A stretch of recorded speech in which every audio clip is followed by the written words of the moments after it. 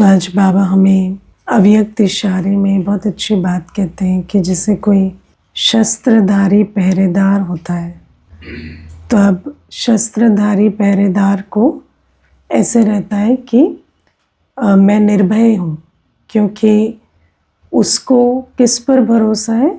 अपने शस्त्रों पर, है ना। वो ये नहीं सोचता कि अच्छा मुश्किल नहीं आएगी, कितनी बड़ी आएगी या कौन आएगा, लेकिन उसको पता है कि कोई भी आ जाए, मेरे पास वो शस्त्र है जो मैं उस पर विजय पा लूँगा। और ये जो अवस्था है ये बहुत आवश्यक है। बाबा का जो अव्यक्त इशारे का इस मास का टाइटल है वो है निर्भय और निश्चिंत। जिसके अंदर भय का बीज होता है ना, वो हमेशा चिंता में रहेगा। ये जो कांस्टेंट स्ट्रेस है, एंजाइटी है, इसका बीज क्या होता है? भय होता है ना। और भय जो है, भय एक साइकोलॉजिकल चीज़ है ना। तो इनसिक्योरिटी, भय, इसका कोई फिजिकल सल्यूशन नहीं है। आप किसी को डर लग रहा है, आप उसे Z+ सिक्योरिटी दे दो तो भी ऐसा नहीं है कि उसको डर लगना बंद हो जाएगा।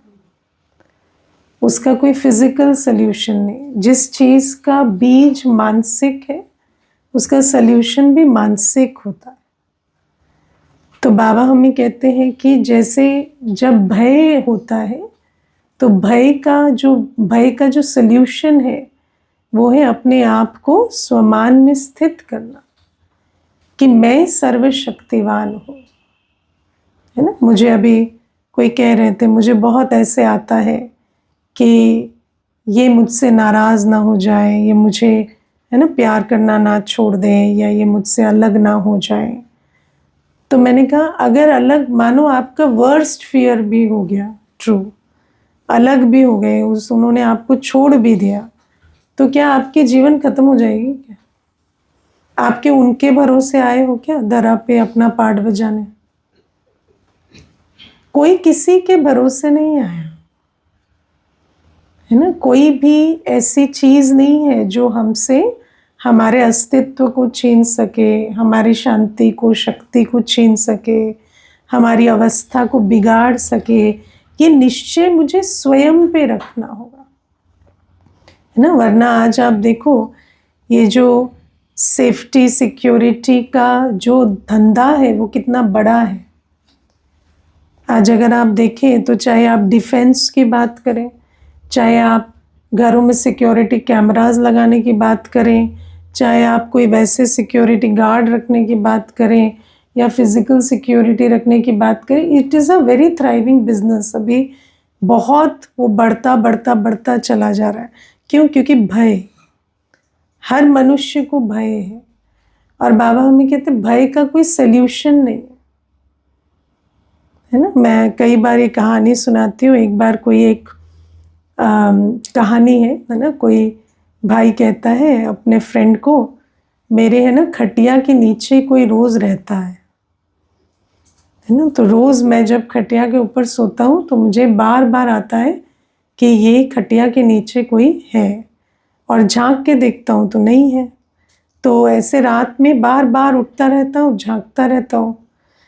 तो साइकोलॉजिस्ट को भी दिखा लिया, साइकाट्रिस्ट को भी दिखा लिया, दवाइयाँ भी खा ली, लेकिन ये ना जाता ही नहीं है विचार।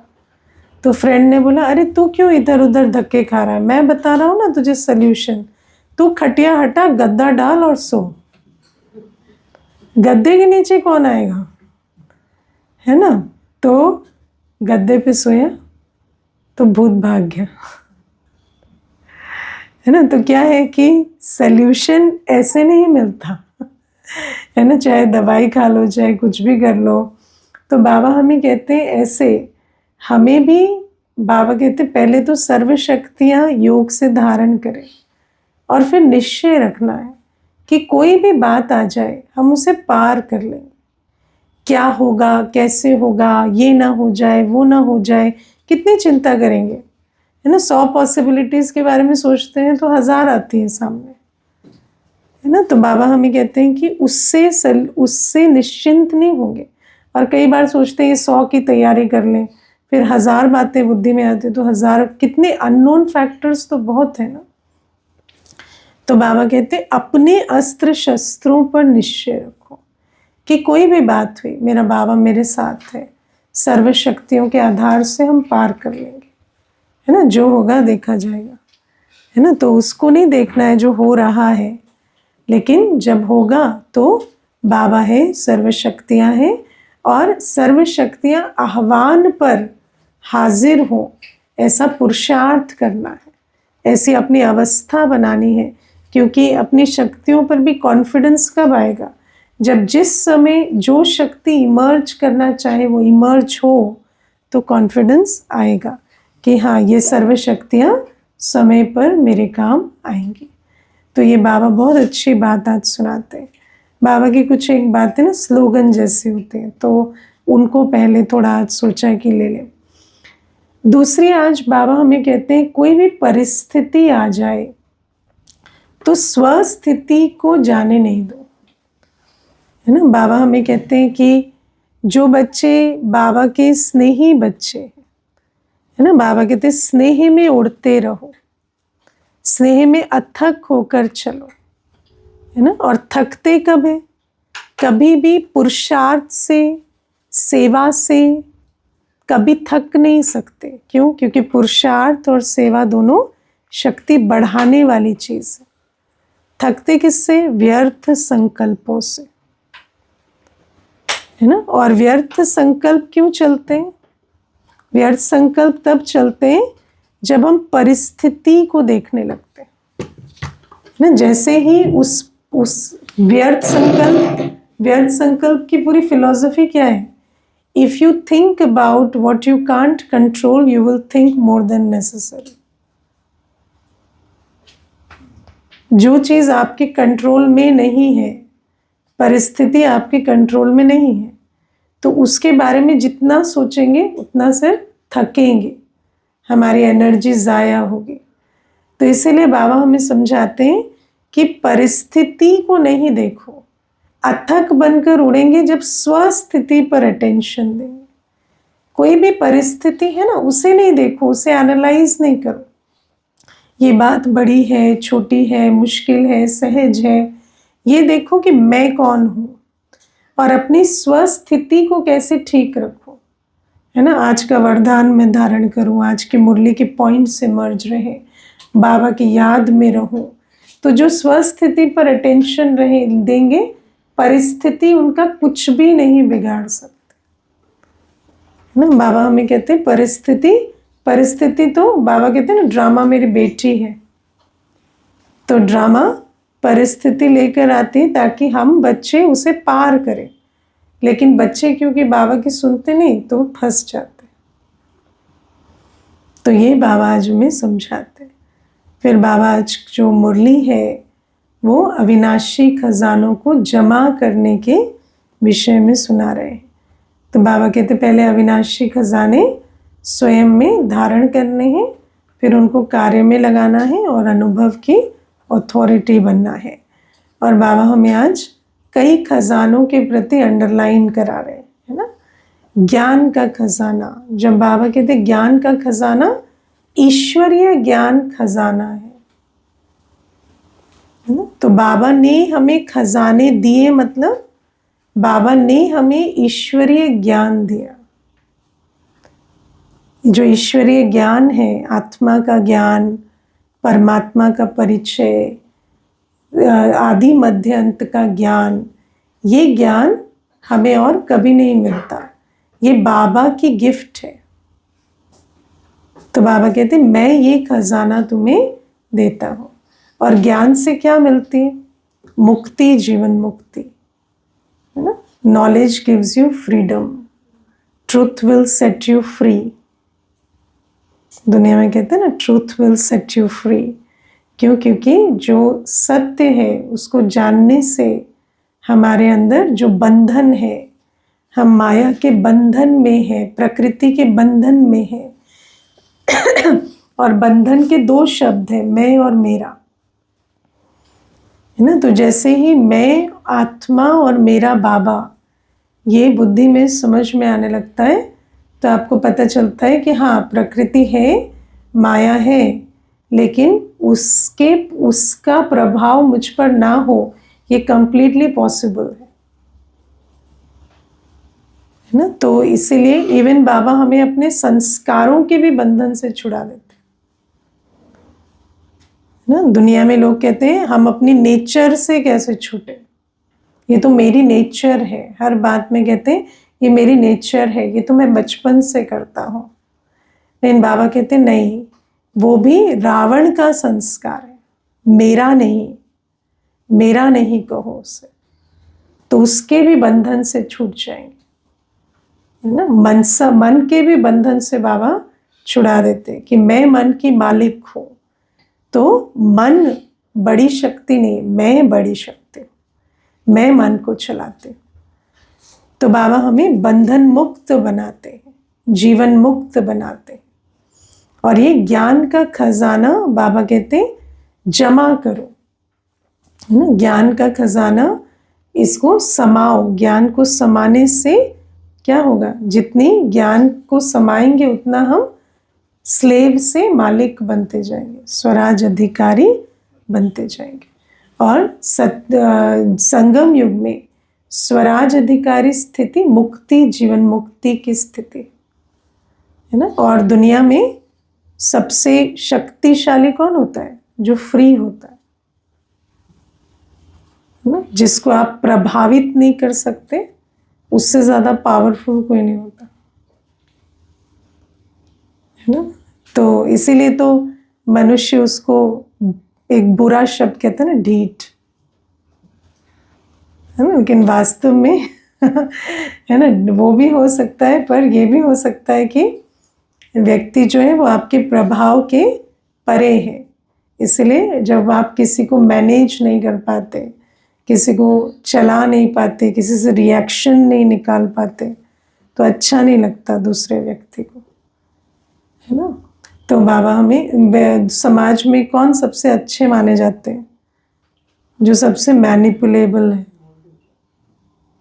मोल्ड नहीं, मैनिपुलेट जिसको आप मैनिपुलेट नहीं कर सकते उसको आप पसंद नहीं करते। तो बाबा कहते हैं कि ये बहुत बड़ी पावर है, ज्ञान की शक्ति, है ना, कि हम सोच समझ कर फील करें, सोच समझ कर सोचें, सोच समझ कर बोलें, सोच समझ कर कर्म करें। हाँ, हम परिस्थिति के प्रभाव में ना आए, सामने वाले के प्रभाव में ना आए, है ना। कोई मुझे कैसा फील कराना चाहता है वैसा ना करा पाए, ना। ये बहुत बड़ी पावर है, और इसी को मुक्ति, जीवन मुक्ति कहते हैं संगम युग में। और बाबा कहते हैं ये ज्ञान बल से आते हैं, लेकिन बाबा कहते हैं जो सारे खजानों का जो सोर्स है वो है मुरली, है ना। और मुरली सुनकर हमें समाना होगा। और ज्ञान को समाने की विधि क्या है, मनन करना। ज्ञान को समाने के लिए मनन करना पड़ता है। हर खजाने को समाने की विधि अलग है ना। जैसे आप देखो, जैसे डाइट में बोलते हैं ना, फल सुबह खाना चाहिए, फिर ये रात को खाना चाहिए, वो दिन में खाना चाहिए। तो हर चीज़ की विधि होती है जिससे वो फायदा करती। ऐसे ज्ञान की विधि है मनन करना। बाबा कहते हैं दूसरा खजाना मैं तुम्हें देता हूँ, योग का खजाना, वो भी मुरली में मिलता है। बाबा हमें योग सिखाते हैं, राजयोग। अपने को देह सहित देह के सब धर्मों संबंधों को भूल अपने को आत्मा निश्चय कर बाबा को कैसे याद करें, ये विधि हमें बाबा समझाते हैं। फिर बाबा हमें अनेक युक्तियां समझाते हैं, अटेंशन खिंचवाते हैं मुरली में याद की यात्रा पर, है ना। लेकिन बाबा कहते हैं याद से सर्व शक्तियां मिलेंगी। सर्व शक्तियां किससे मिलती हैं, याद से, है ना। मेजॉरिटी बच्चे जो हैं उनको ज्ञान है, समझ है, पर शक्ति नहीं है, है ना। समझ है समझ जो है वो अनुकूल परिस्थिति में काम देती है, शक्ति प्रतिकूल परिस्थिति में काम देती है ना। तो बाबा कहते हैं याद से शक्तियां मिलती, और बहुत लॉन्ग टर्म याद से। तो बाबा हमें कहते हैं कि ये जो योग की जो सब्जेक्ट है उससे शक्ति भरती है ना, और जब शक्ति भरती है तो शक्ति से परिवर्तन होता है। हमें संस्कार परिवर्तन के लिए शक्ति चाहिए, है ना। संस्कार कैसे बदलते हैं? जब आप एकदम से पावरफुली ये करना है ये नहीं करना है कर पाते, तो ये शक्ति जो है ये संस्कार परिवर्तन करती है। और योग की सब्जेक्ट को जमा का खाता बनाने के लिए क्या करना पड़ता है?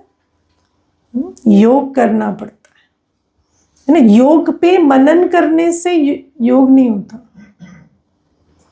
कई योग पर बहुत मनन करते हैं, याद करना चाहिए नहीं याद करना चाहिए नहीं, याद बाबा ऐसा है मैं ऐसी हूँ, लेकिन योग करना पड़े।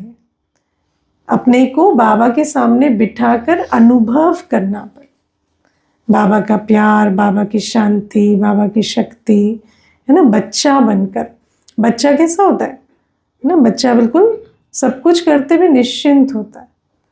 तो बाबा कहते हैं ऐसे बीच बीच में पूरा न्यारा होकर, जो भी धंधाधोरी है उससे बुद्धि निकाल कर बाबा की गोद में बैठकर अनुभव करना बाबा के हाथ और साथ को।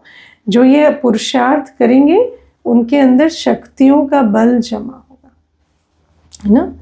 फिर बाबा कहते हैं धारणा से गुणों का खाता जमा होता है। बाबा हमें रोज धारणा के प्रति अटेंशन खिंचवाते, ये धारण करो, इस पर अटेंशन दो।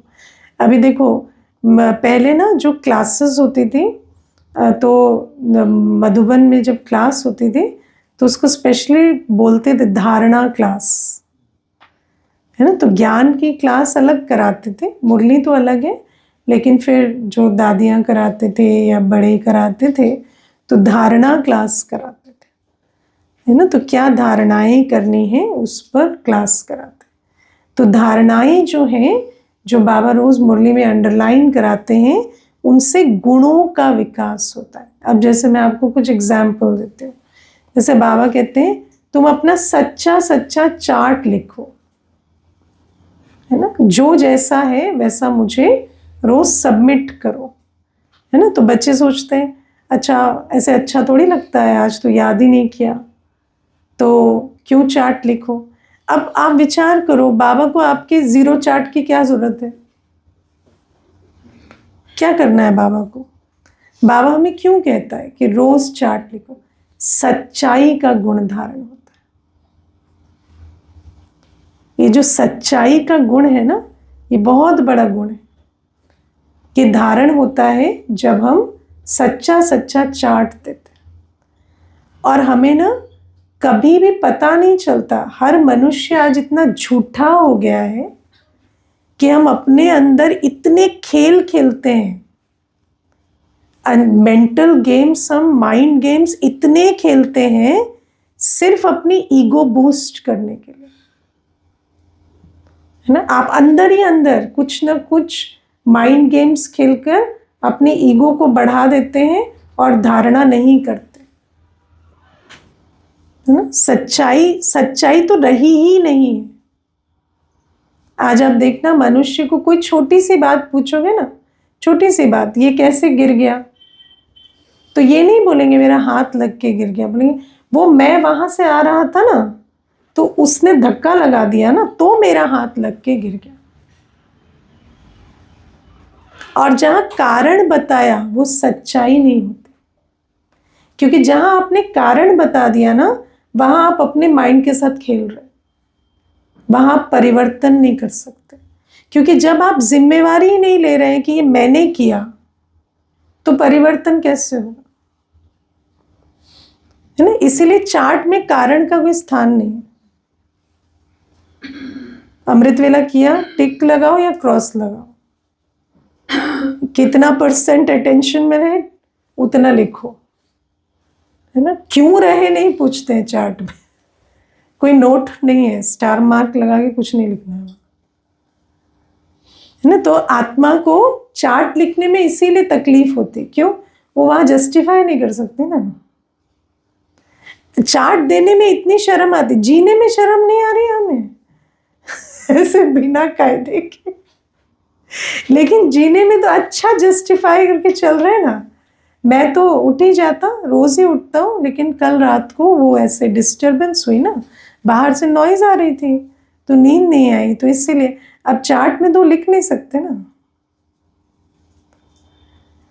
तो बाबा कहते हैं सच्चाई के लिए चार्ट लिखो। तो जो बाबा हमें धारणा देते हैं ना, वो धारणा जो करेंगे वो गुणवान बनेंगे। सच्चा बनना तो बहुत बड़ा गुण है, नाम ही सतयुग है, सच्चाई का गुण सबसे बड़ा है।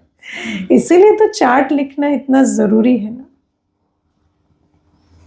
फिर बाबा हमें कहते हैं, जैसे धारणा में बाबा कहते हैं कि सुबह रोज अमृत वेले उठो, नियमितता।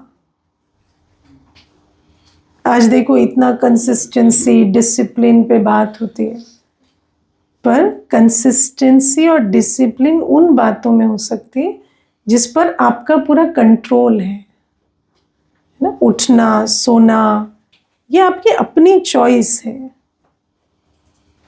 तो बाबा कहते हैं ये जो टाइम टेबल है, टाइम टेबल को ठीक रखेंगे। बाबा ने हमें एक ईश्वरीय टाइम टेबल दिया है, उस ईश्वरीय टाइम टेबल पर चलने से नियमितता आएगी, है ना। फिर बाबा हमें कहते हैं कि भोजन, है ना। आपको क्या लगता है एक दिन प्याज खा लेने से क्या हमारा देवी पद भ्रष्ट हो जाएगा? लेकिन देवता वो नहीं बन सकते जो आसक्ति वाले हो। आज का खाया हुआ भोजन कोई वहां कुछ नहीं होगा उसका, लेकिन जो आज इंद्री को कंट्रोल नहीं कर पा रहा वो देवता नहीं बनेगा। तो बाबा हमें कहते हैं ये जो भोजन का डिसिप्लिन बाबा हमें देते हैं, ये आसक्ति से परे जाने के लिए, श्रीमत पर खाना, है ना, नहीं तो नहीं खाना, इससे विल पावर डेवलप होती है ना। तो ये सब चीजें जो है ये ठीक है, वो भी है कि शुद्ध भोजन है और सारी चीजें हैं, पर उसका गुणों की धारणा से भी बहुत अटेंशन, बहुत कनेक्शन है ना। तो बाबा हमें जो धारणा देते हैं, बाबा हमें दृष्टि वृत्ति सबके प्रति धारणा देते, भाई भाई की दृष्टि रखो, है ना। तो भाई भाई की दृष्टि से रूहानियत धारण होती है। रूहानियत ऐसे नहीं आएगी जब बाबा जो हमें मुरली में कहते हैं कि भाई भाई की दृष्टि रखो, इसको मैं अपनी धारणा बनाऊं। धारणा बना, बाबा ने मुझे ऐसे कहा है तो मुझे ऐसे ही करना है, तो उससे गुणवान बन जाएंगे, है ना। रूहानियत पे सोचने से कि मैं रूहानी बन जाऊं, रूहानियत संपन्न बन जाऊं, नहीं बन जाएंगे। लेकिन भाई भाई की दृष्टि रखेंगे तो रूहानियत आप पे ही आती जाएगी। तो बाबा हमें समझाते हैं कि ये जो धारणाएं हैं, ईश्वरीय धारणाएं, इनसे हम दैवी गुणवान बन जाते हैं, है ना। इसीलिए धारणाओं पर इतना अटेंशन दिया जाता है ना। आप सोचो इवन सेंटर पर आएंगे तो चप्पल कैसे रखनी है ना, बर्तन कैसे धोने हैं, लाइन कैसे लगानी है, कैसे बात करना है, सब चीज़ें सिखाई जाती।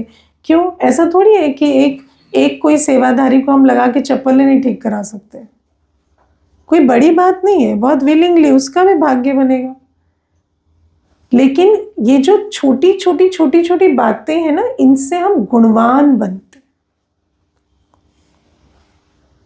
तो बाबा हमें धारणाएं सिखाते। और आपको पता सबसे बुरा कौन लगता है? जो धारणा सिखाता है। ज्ञान सुनाने वाला बहुत अच्छा लगता है, फिलॉसफी है ना, मनन तो करना नहीं है हमें, जो कोई तकलीफ हो। सामने वाले ने सुनाया, हमने कनरस सुना, बहुत मजा आया, तो ज्ञान सुनाने वाला बहुत अच्छा लगता है।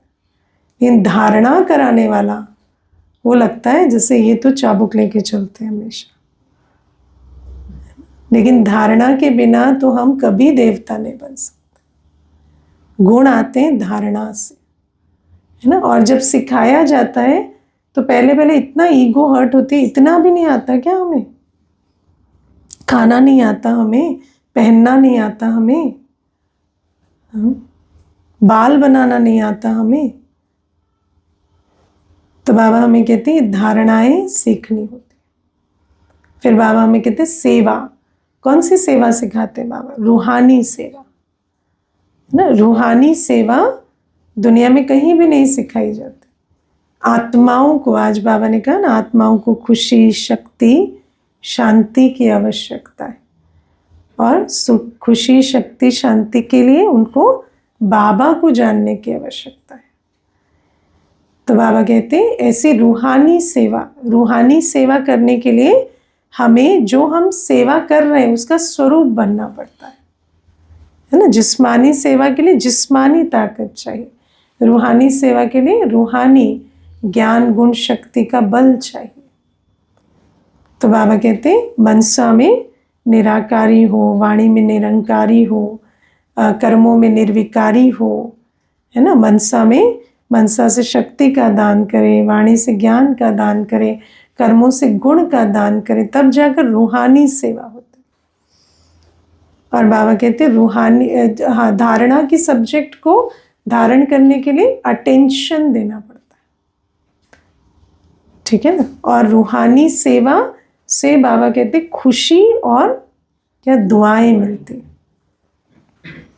ना। और रूहानी सेवा के लिए नियमित रोज सेवा, जैसे योग का चार्ट लिखते हैं ना, ऐसे रोज का चार्ट मेंटेन करो, कितना आज मनसा वाचा कर्मणा हमने सेवा की, कितना गुण मूर्त रहे, गुण का दान दिया, है ना। आप देखना एक वायुमंडल में जहाँ ऊंचा बात करते हैं सब, अगर आप शांत रहते हैं तो आपने शांति का दान दिया। आपको कहना भी नहीं पड़ेगा आप शांत रहो, है ना। आप खुद अपने अनुभव से सोचना, जब कोई आपके सामने मीठा बात करता है ना तो आपको खुद को फील होता है मेरी आवाज़ ऐसी क्यों है, मैं ऐसे क्यों नहीं बात कर रहा जैसे ये कर। तो गुण मूर्त जो आत्मा है ना वो एक आईने की तरह होती है। आईने को कहना नहीं पड़ता तुम ऐसे हो ऐसे हो, आईने में अपना चेहरा स्वयं दिख जाता है ना। कोई अथक है, देखो वैसे किसी को कहोगे ना तुम्हें इतनी थकान क्यों होती है, तुम इतना प्रोडक्टिव क्यों नहीं रह पाते, वो कहेगा नहीं नहीं आपको पता नहीं है मैं तो बहुत प्रोडक्टिव हूँ। लेकिन अगर अपने सामने एक अथक सेवाधारी को देखेंगे ना तो अपने आप आएगा ये कैसे इतने उमंग उत्साह में करते हैं, हमें क्यों इतनी थकान हो रही। नहीं, ये गुणों का दान ऐसे होता है। और बाबा कहते हैं ये जो सेवा है, इस सेवा से हमें दुआओं का खाता, खुशी का खाता जमा होता है। संगम का समय है ना, खजाना है, क्योंकि बाबा हमें कहते हैं संगम के समय में सबसे पहली चीज हम बाबा से मिलन मना सकते हैं, है ना। आप सोचो किसी से मिलन मनाने के लिए थोड़ा सा टाइम मिले तो क्या करेंगे, बिल्कुल चटक जाएंगे ना। तो बाबा कहते हैं पूरे कल्प में एक ही संगम का समय है जिसमें हम बाबा से मिलन मना सकते हैं, बाबा से झोली भर सकते हैं। तो संगम के समय को सफल करते हैं या मिलन मनाने के समय को गंवा रहे हैं ना। मुझे कभी कभी वंडर लगता है, कई ब्राह्मण कहते हैं हमारे पास काम नहीं है, हम फ्री रहते हैं। नहीं तो ये प्रॉब्लम है ना। मिलन मनाओ बाबा से, मिलन मनाओ, झोली भरो, है ना। काम है तो काम की चिंता है, काम नहीं है तो उसकी चिंता है कि काम नहीं। हाँ, तो चिंता का संस्कार छोड़, बाबा कहते हैं संगम के समय को सफल करो। और बाबा कहते हैं जो ऐसे खजाने जमा करते हैं वो अन्यों की भी झोली भरते, है ना। अन्यों को भी अपनी सूरत सीरत से आप समान बनाते हैं। और ये मेरा निजी अनुभव है, जो जैसा होता है वो वैसा ही बनाता है ना। उसके संकल्प भी वैसे ही चलते हैं। आप देखना, अगर आप योगी है ना, आपको योग की सब्जेक्ट बहुत प्रिय है, आप किसी को देखेंगे ना, आपको आएगा ये योग सीखे ना, मुझे कितनी शांति मिली, इसको भी मिली। संकल्प से सृष्टि बनती है। अगर आप ज्ञान को सिर्फ फिलॉसफी की तरह समझते हैं ना, तो आपको आएगा ये भी ज्ञान सुने, मजा आएगा इसको सुनने में। वो भी ज्ञान फिलॉसफी की तरह ही समझे। संकल्प से सृष्टि इतना बड़ा नियम है कि जैसे हम स्वयं होते हैं वैसे ही संकल्प रचते हैं, वैसे ही हमारी पर्सनालिटी होती है, वैसे ही उसकी छाप सामने वाली आत्मा पर भी पड़ती है ना। फिर बाबा ने आज पुण्य के खजाने के बारे में भी सुना। पुण्य का खजाना कैसे जमा होता है? जब हम निमित्त, निर्माण, निस्वार्थ भावना और शुभ भावना, शुभ कामना से संबंध संपर्क में आते हैं, तो पुण्य जमा कर, है ना। पुण्य का खजाना कोई मेहनत नहीं है, बस एक वृत्ति के परिवर्तन से। मैं इंस्ट्रूमेंट हूं, वृत्ति में रखा, शुभ भावना, शुभ कामना रखी, संबंध संपर्क में आए, पुण्य का खजाना जमा हो गया। संतुष्टता का खजाना कैसे जमा होता है? संतुष्ट रहने से, संतुष्ट करने से, है ना। मैं इसको ऐसा क्यों दूं, है ना। आप मनुष्य क्या होता है? असंतुष्ट करने की भावना होती नहीं।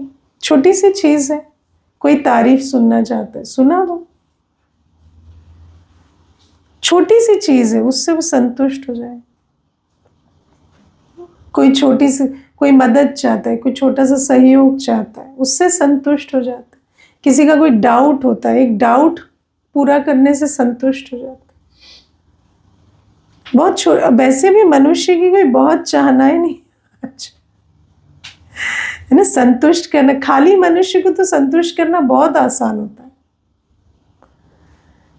तो बाबा कहते संतुष्ट करने से और हर बात में संतुष्ट रहने से मुझे कोई कंप्लेंट नहीं, मुझे कोई प्रॉब्लम नहीं, नो प्रॉब्लम।